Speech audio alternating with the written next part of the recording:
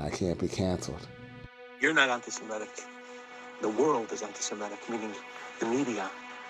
It's the news and the people in charge of the news. They're anti-Semitic, not you. You see it. Every normal, healthy human, his blood boils when he sees it. But he doesn't realize that what behind it is an agenda. An agenda. And it's horrible what's going on. All right, because my rabbi friend is a Zionist, so he doesn't have a problem with what Israel is doing, but I do. So I asked him, if you could go back in time and kill Hitler as a baby, would you do it? If there was a baby and I knew that he would be Hitler, would I kill him? That's an interesting question because we only judge people for what they do or did.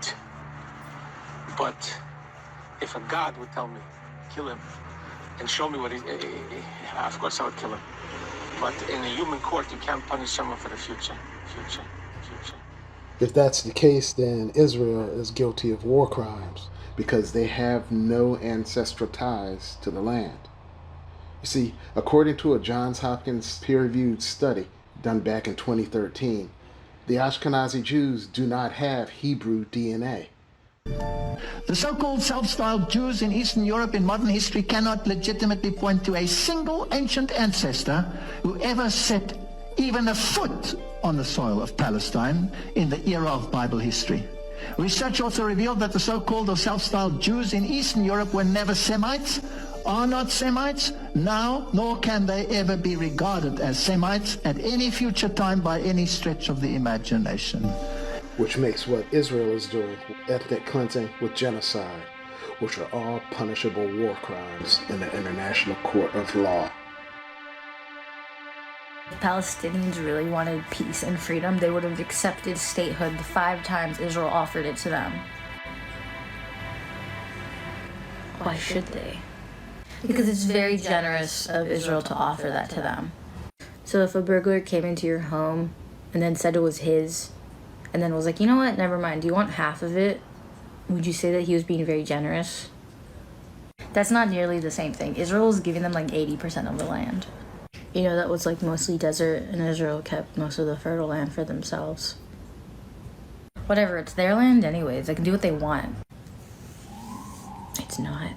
They're indigenous to the land. You want me to believe that the Jewish people in Israel, which many of them are of European descent for generations upon generations, are indigenous to that land. Yes, exactly. God gave them that land. Even in that story, there were already people there. And you know who's related to those people? Palestinians. If you're not a Hebrew, you do not have ancestral ties to Palestine, which means what you're doing is ethnic cleansing on an indigenous population. It's evil and it's wrong. Fortunately, there is a proper response, and that's when the only people on the planet with the moral and spiritual authority over Israel actually call them to pay back the debt they owe. You see, the Israelis owe a life debt to a very specific group of people unlike anyone else on the planet. They've proven themselves to be inferior to no one. In fact, some Jews even called them Messiah. Fact is, Israel would not exist had they not been liberated from concentration camps by American descendants of slavery, specifically black soldiers, black men.